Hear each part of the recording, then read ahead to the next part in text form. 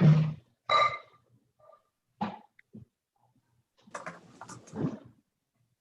right, everyone. Thank you for joining us today. I see a lot of familiar faces. Good to see you all. So I'm really excited for today's meeting. Thank you so much, Bev, for joining us today. So Bev is the Executive Director over at the Stanwood Camano Area Foundation. All right, everyone. Thank you for joining us today. Sorry, that was me. So I'm really, like I said, I'm really looking forward to Bev's presentation. So as I'm sure many of you guys know, they host the Giving Tuesday every year. And I really look forward to Giving Tuesday. It's such a great opportunity to be able to get an understanding of a lot of the nonprofits in the area, what they have going on. A lot of people that aren't as involved in the community as maybe the chamber is don't realize how many nonprofits we have in this community, and they all play such an important role. So this is such a great opportunity to be able to reach out and donate and help them accomplish their mission. So Bev, take it away. Okay. Like you said, I'm Bev Cronishan, the Executive Director of the Stanwood Camano Area Foundation, and I have slides so you don't have to look at either me or yourself or each other. So I will put those up.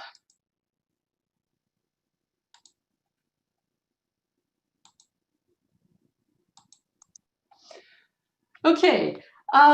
Just a little background on SCAF before we get started. The Stanwood Camano Area Foundation is actually the second oldest community foundation in the state. Only the Seattle Foundation is older. It was actually founded in 1962, and its first project was giving out 2 high school scholarships at $150 a piece. So a big whopping $300 to start the process out. And then you fast forward 58 years, and now SCAF actually administers a community-wide scholarship program. And this year gave out 226 scholarships to 123 graduating seniors, totaling over $200,000. So that's quite a difference in the 58-year time frame from where we started. But our role is really, and you're going to see this as a theme really throughout this, SCAF's main role in the community is one of facilitation. We provide a framework for the community itself to be able to respond more effectively to community needs. And what SCAF actually, all of its programs are really programs that facilitate the community coming together to actually fill community needs. So we provide a framework, and then everybody else in the community can jump in and do what it is that they want to do to help the community. And for instance, the high school scholarship program I just talked about, that's not SCAF that's giving out the scholarships. We're administering the program, we're providing the framework, but these scholarships are coming from businesses, they're coming from private families, they're coming from individuals, they're coming from fraternal organizations, they're coming from all different types of members of the community. And all we're doing is providing a framework for that to work so they can do what they want. The community members that want to support education can support education. And that's mainly, for years what SCAF was known for was the community scholarship program. But there are a lot of other things we do, and that's our most visible program. Because just about every family with kids eventually ends up going through the scholarship program. So that's why it's the most visible program in the community. But the two other areas that we really focus on are providing nonprofit leadership and community building. And again, just like the scholarship program, our main role in both of these areas is facilitation. We're providing a framework for the community itself to step in and respond to community needs. And so I'm going to be spending time, the rest of the time, talking about 2 examples of this area, these 2 areas, nonprofit leadership and community building. Basically, we're going to be talking about the Giving Tuesday program, SC Give, and the Making Life Work program. So Giving Tuesday is a program that supports our local nonprofit organizations. So supporting the local nonprofits is a high priority for SCAF. And we do that through community grants, offering workshops, but local nonprofits need a lot more support than SCAF alone can give. And each local nonprofit is filling an important need in the community, and they depend on the community itself to support their efforts. And so again, what we're doing is providing a framework for that support to take place. And this particular program is called SC Give, which is our local Giving Tuesday event. Now, for those of you not familiar with Giving Tuesday, it's a national day of giving that was founded in 2012 and takes place on the Tuesday after Thanksgiving. The idea is to kind of carry on the theme of Black Friday, Cyber Monday, Giving Tuesday. And so we introduced this locally as a pilot project in 2015. And in our first year in our pilot project, the community raised $29,000 for 14 projects that were listed. Last year, our fifth year of the project, we raised $70,500 for 21 projects. And so you can see, if you look at it, it's grown every year as the community has become aware of it. And awareness is, as you know, always the big challenge is just making the community aware of an opportunity to support something like this.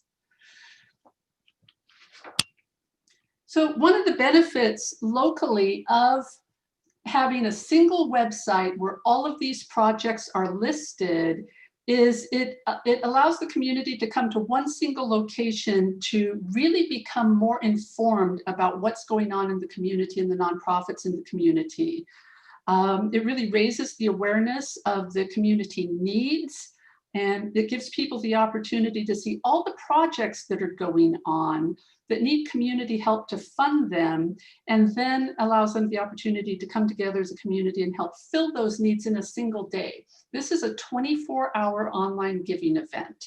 So the project listings go live on the website on November 1st, so people can start reading about them, become informed about them, and decide which ones they really have a personal connection to and would like to support in more depth.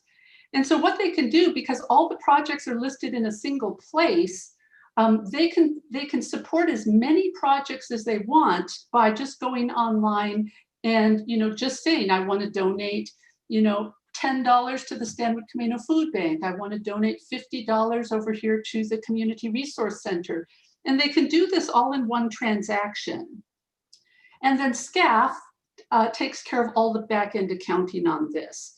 So we're the ones that actually receive the funds. The donation receipts come from SCAF. We do all the back-end accounting, but we don't take any fee at all for this. So the nonprofits get the full amount that's donated to them. So there's no fees taken out of this, and even the credit card processing fees are donated by the Donna and Charles Cole Charitable Foundation.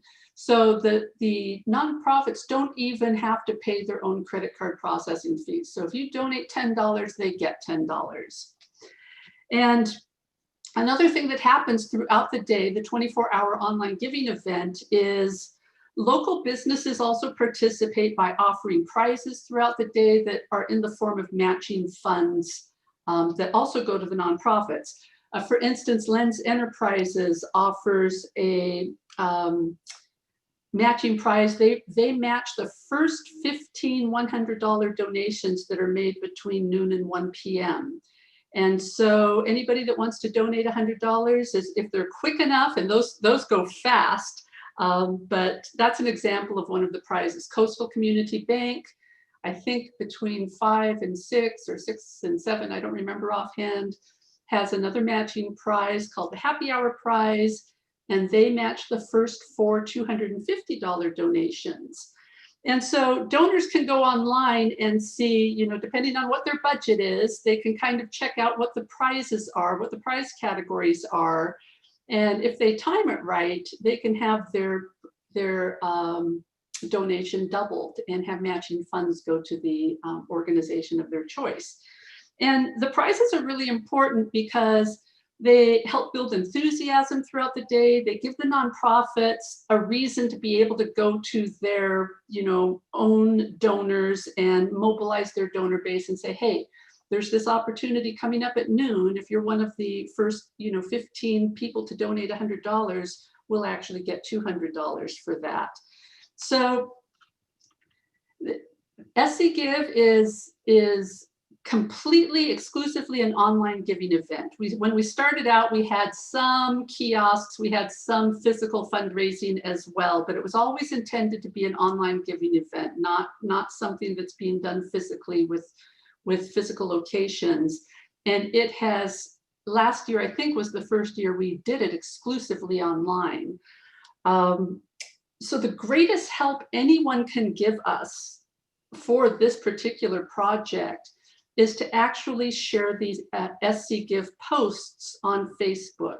Because it's all online, getting the word out, getting it spread to as many people in the community as possible is the #1 way to support this project. And other ways to support it is to actually sponsor a prize and obviously also to contribute to a nonprofit of your choice or multiple nonprofits of your choice during the event itself. So it really is a great way to raise awareness of the work that the local nonprofits are doing and just give people an opportunity to kind of do one-stop shopping in their donations. So that's kind of, a brief overview of SC Give. And so I wanted to see if there's any questions about that before I move on. If anyone has any questions, they can just type them in the chat box about SC Give specifically at this point.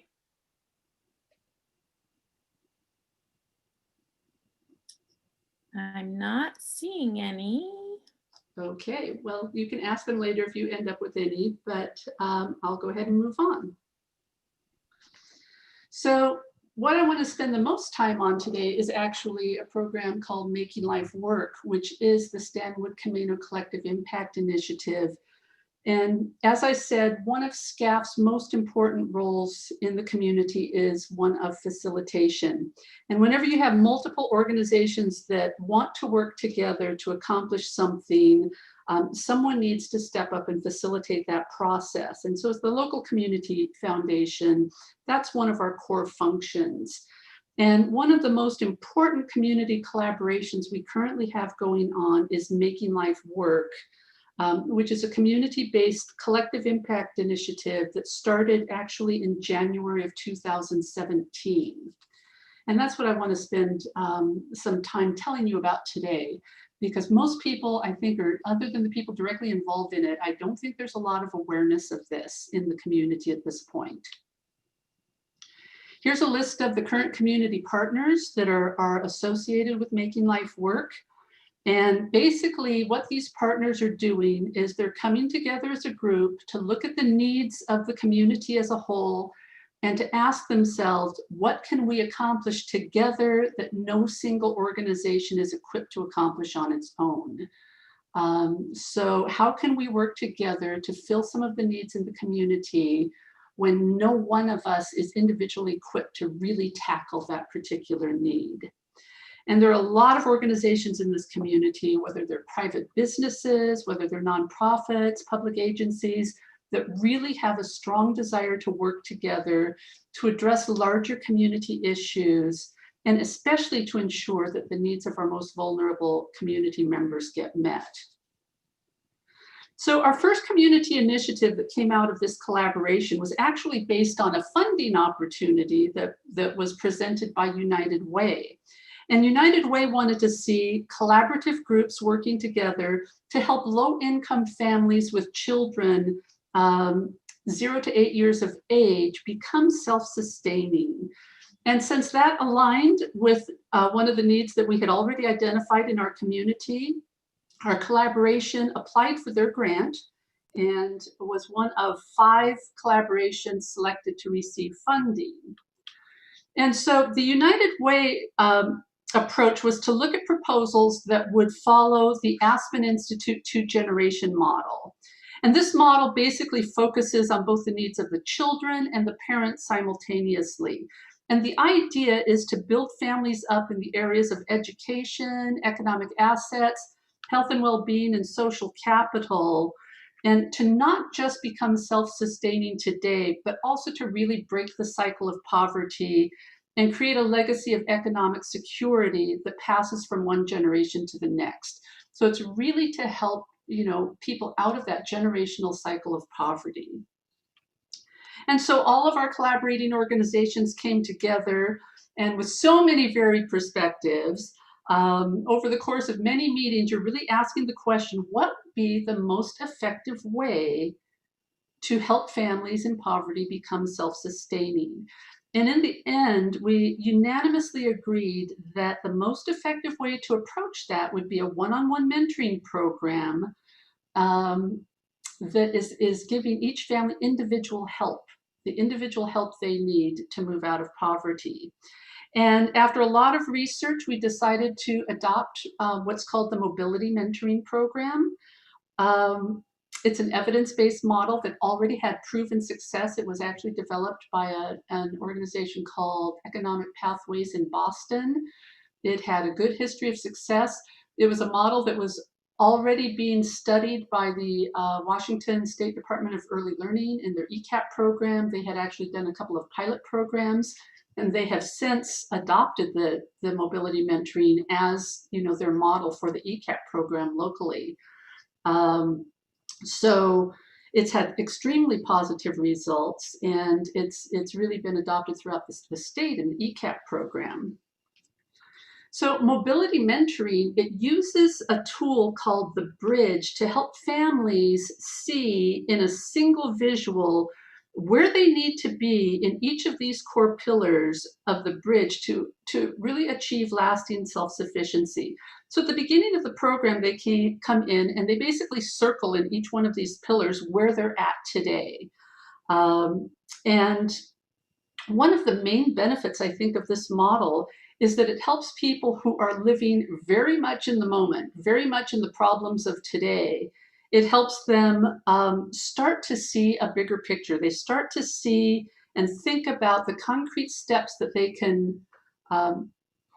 There's someone waiting to be admitted. Jessica, I don't know if you know that person, but one of the, they can begin seeing the concrete steps that they need to take to actually achieve, independence in housing, the transportation that they need to have, the access to daycare, these very fundamental things that really need to be in place for them to really reach the stability they need to become self-sufficient in a lasting way.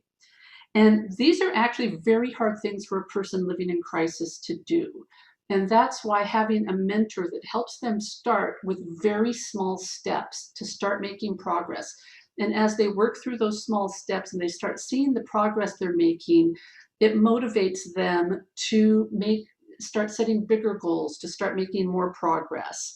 And the skills they learn through this process helps them develop really the internal resources that they need to stay on the path to self-sufficiency, even when they no longer have a mentor to help them along that way.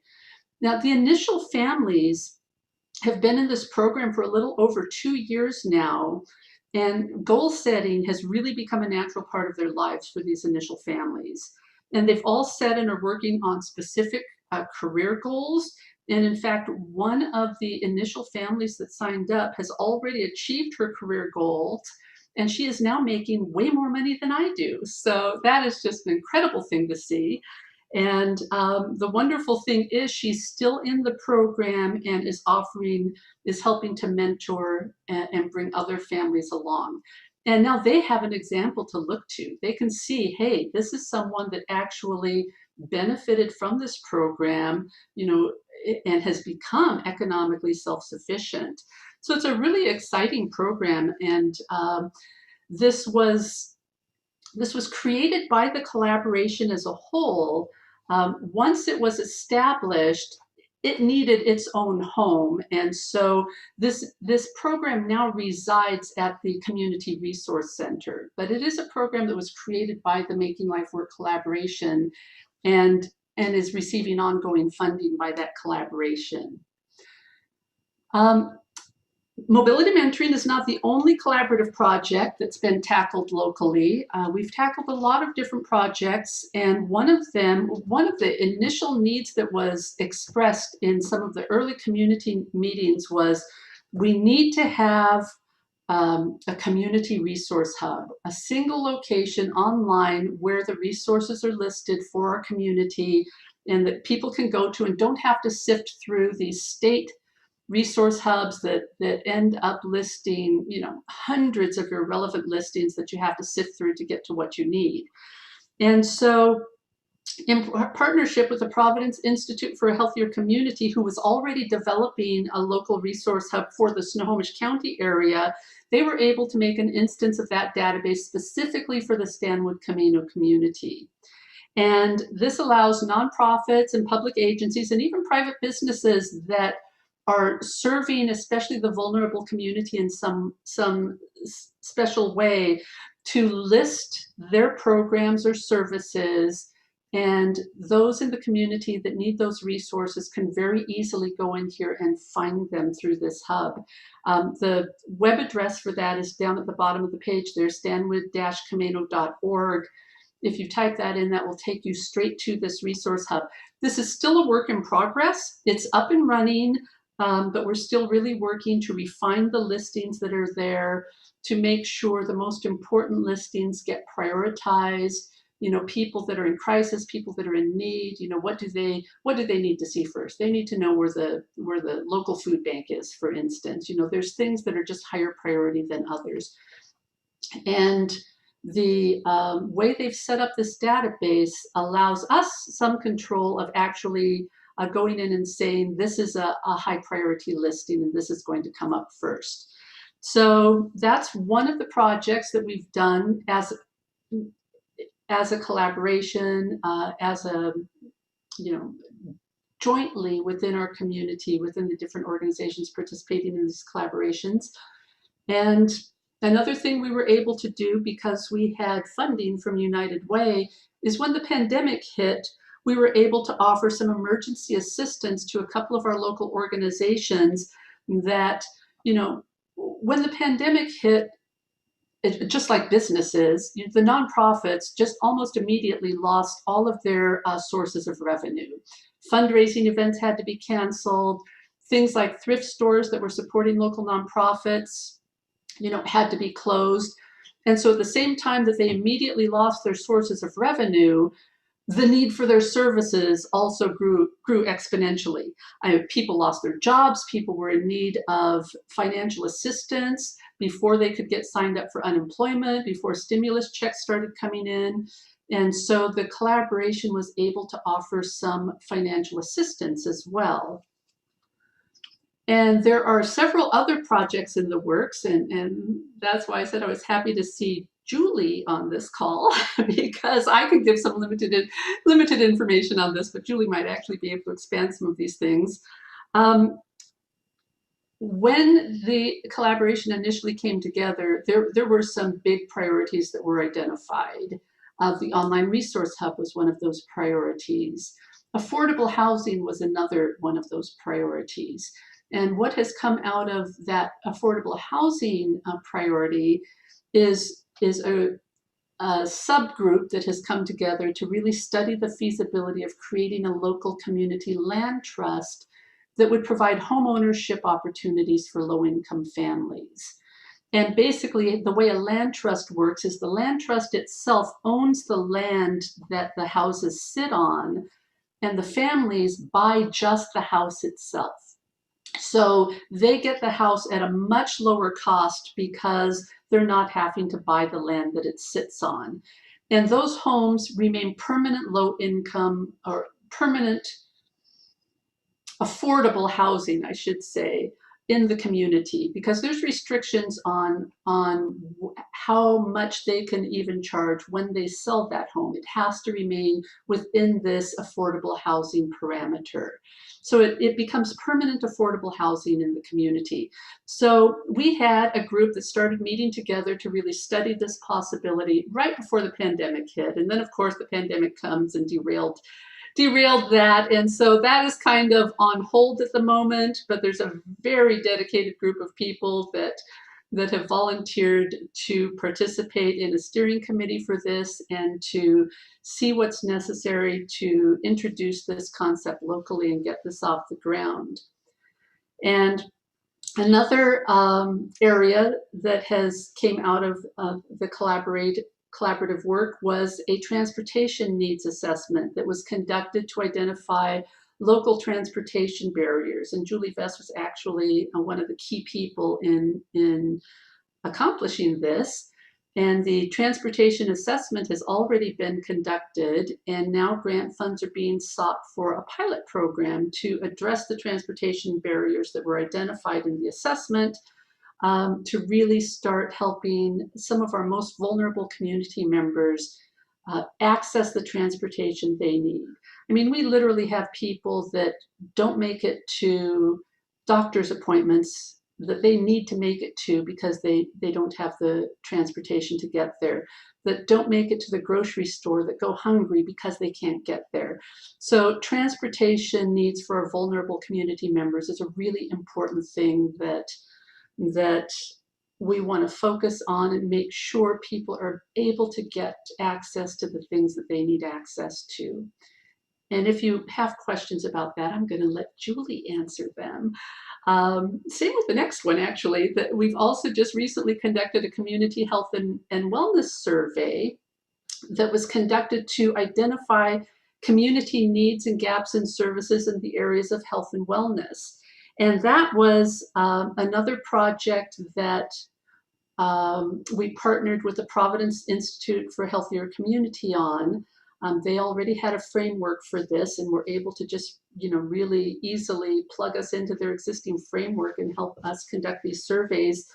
And they're currently putting the final report together so we can see what the key findings are and really identify the needs and opportunities in the community when it comes to health and well-being. And so again, ways to get involved in any of these projects is, well, a great place to start is just to join the community discussion, just to take part in the community meetings where needs and possible solutions are even being discussed. And many of you probably are already doing that because they've mainly so far consisted of the board members from the local nonprofits, and a lot of people in the community sit on those boards. But it's important to have a really wide and diverse voice in these meetings. And we really want to expand participation to anyone who's interested in joining those meetings and just throwing ideas around. It's really a place for innovation. It's a place for brainstorming. Most of the things we've accomplished already came out of the very first meeting we had. I mean, we just jumped in and identified, here are the key needs in the community. And together, like I said, we can do things together that we can't do individually. Other ways to participate is to, become involved in any of the specific things, any of the specific projects that I've talked about.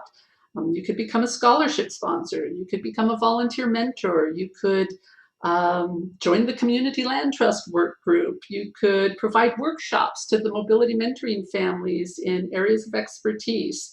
Really, there are so many different ways to participate that anyone can participate really at any level that they're interested in being involved in. So that's kind of it. That's where a lot of our effort is taking place right now, in terms of just community collaboration and nonprofit projects, getting people funded for the things they need to get done. So any questions you have, I should have put my email address up there, because if you really want to participate in any of these things, if you want to get involved in any of these things, shoot me an email. And in fact, I'll put my email up there. And then we can just go to your website if we want to become a community partner, Bev, or just email. No, you pretty much need to contact me so I could put you on our mailing list. Okay, So perfect. just shoot me an email at that address, and anyone that is interested in any of those areas, just tell me what you're interested in and we can start a discussion. And these aren't all the opportunities that there are. So even if you didn't see something listed, if you want to get involved in really working to enhance our community in any way, or have ideas, shoot me an email, let me know, and we'll start the discussion, because we've had just great things come about in a very short period of time once we started working together. And I just unmuted Julie, so I don't know if Julie wants to go into any more detail about that information, or if you have anything else to share, Julie.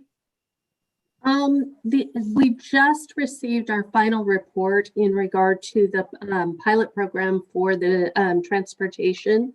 I believe it was yesterday. It might have been the day before, but it looks like we are putting together a proposal to ask for funds from Washington Department of Transportation, and we will be submitting that October 30th.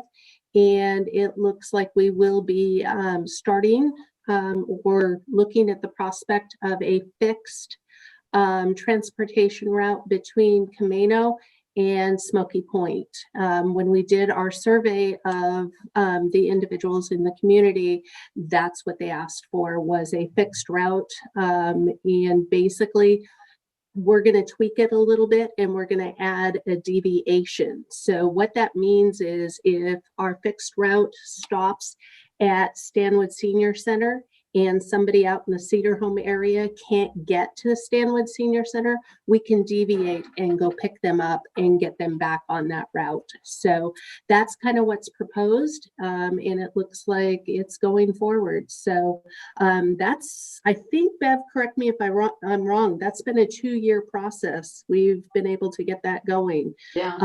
We received $50,000 planning grant from WashDOT, and WashDOT is really excited about the opportunity. We've got some key players that are a part of this collaboration. So we took the collaboration that Bev was talking about, and we now have another collaboration of North County Transportation Coalition and Community Transit, Island Transit, Skagit Transit, and the Community Resource Center, Camano Center, and ourselves are all on that transportation coalition, trying to align all of the pieces and get as much funding as we can to get this thing going, get people to their appointments, get people groceries, things that they need from our area. So it is a go. And that's really exciting, because like she said, this happened very quickly. I mean, they got the funding for the study almost immediately and are all ready to a pilot project in a very short period of time. It's amazing what you can do when you work together and set your mind to it. That's awesome. That's Very great. So I am going to, Kathy, I'm going to ask you to unmute. Kathy from the food bank just wants to talk quickly about some opportunities with Lost Lake. Hi, everybody. So we put a 14 by 10 foot shed in Lost Lake, and we were just going to hand out backpack food for the Backpack Hope Meals for Kids backpack program. Well, it ended up 90 families in that neighborhood needed the food bank and didn't have transportation to get here on the hours that we were open. 90, Kathy? 90. Oh. So we're now serving 90 families in Lost Lake out of this little shed. We deliver there 3 times a week, and the family, we're open 3 days for a few hours, and usually in the evenings 4 to 7. and we have volunteers there.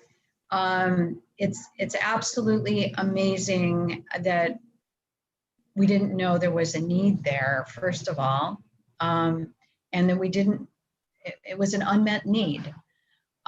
We got an idea to put a shed there, and it has taken off. And now we're meeting with the Homeowners Association about putting together something for the Thanksgiving meal and for the Christmas meal for these families. It's really taking off. We're going to set up a tent a couple of times during the month to distribute our coats for our Coats for Kids program. So it's really become a food bank satellite. That's I'm awesome. glad that you discovered that. So, I mean, it's sad that there's that many, but I'm glad that you're filling a need. So what do you need, Kathy, from the community? Do you need volunteers for that, or? Well, the people that have means in that community want to volunteer. So they're volunteering. We do need volunteers for the Coats program. We're going to have it as pop-ups at the schools in the afternoons on the days they get meals. So on Tuesdays and Fridays, we'll have pop-ups at different locations handing out coats. And that's a different way for us to do things. Of course, everything's a different way, right? Every day is different. Every day. So we're just getting the word out on this. You may have seen something on Facebook. You might see some flyers around town. We're trying to get the word out when we're distributing coats. As far as the food bank itself, we're doing pretty good as far as volunteers. We love volunteers, so we're kind of a magnet for that. And we've gotten a lot of really great food from different sources. Cisco has been delivering 90 boxes on Tuesday and 90 boxes on Fridays of great produce, like 10 pounds of produce, meat, milk, dairy, cheese, butter, eggs, to us free of charge. They got a grant, and we're handing out food. If you know somebody that needs the food bank, please tell them to just come on a serve day or call us. Call us on a non-serve day. We'll serve people that are in need. Well, thank you. So are there any additional questions from anybody that you heard from Bev, staff, or anything specific? Bev, can you just remind us again what the date is for this year's Giving Tuesday? Yeah. Let me think about that. It's December 1st. December It's 1st. always the Tuesday after Thanksgiving. Awesome. Well, everybody mark your calendars for that for sure. Absolutely. Okay, if there aren't any other questions, we have a couple quick chamber announcements. For those of you who don't know, Glass Quest is actually an event that we can have. Hooray, finally. So the registration for Glass Quest is up and running. The deadline is November 15th to register for that event. So if you're interested, please do that. We are clearly not able to have the chili chowder cook-off this year because that's like the antithesis to social distancing. So in lieu and in recognition, this would have been our 25th annual chili chowder cook-off. We have asked local restaurants in both Stanwood and Camano to serve chili or chowder that day. So we're doing advertising around that. So I think there's 12 total restaurants locally that will add chili or chowder to their menu on November 14th. So check that out. And I think that is pretty much it for Camano right now. Elaine, Are you going to have people vote on those? No. So no sampling, no going around sampling them. No, they're just going to serve it. They can price it however they want to. We're not asking for anything. It's just so that, just kind of a nod to the event, and so that people keep it in their heads that that would have been chili chowder. So no sampling. That probably is against some sort of rules right now. Yeah, so for the Stanwood Chamber, we have Light Up Your Holidays coming up on December 5th. So it's going to look a little bit different this year. We'll probably have more of like a holiday market as well, going to change it up. So we'll still have the tree lighting and still probably do that in a virtual atmosphere for this year, but at least it's happening. So it's something to look forward to. And then also our next chamber meeting is going to be on November 19th. Same time, and then we will be joining Marla Williams is going to be presenting at that one. So yeah, I'm looking forward to that as well. So that's Marla just told me that she just wrote a new book, and that's part of her presentation, and she's going to give away a copy of one of her books to a randomly drawn participant in that meeting. So that's pretty exciting. All right, anything else? Applause to all of you nonprofits that you guys are doing an amazing job in this community. I mean, really, it just touches my heart to see the work that you guys do. It is awesome. So definitely thank you all so much. And yeah, I really, really am proud of the work that you guys do. It is so, so wonderful. So thank you all. Yeah. Thank you for your time. Bye, everyone. Thank you for joining us.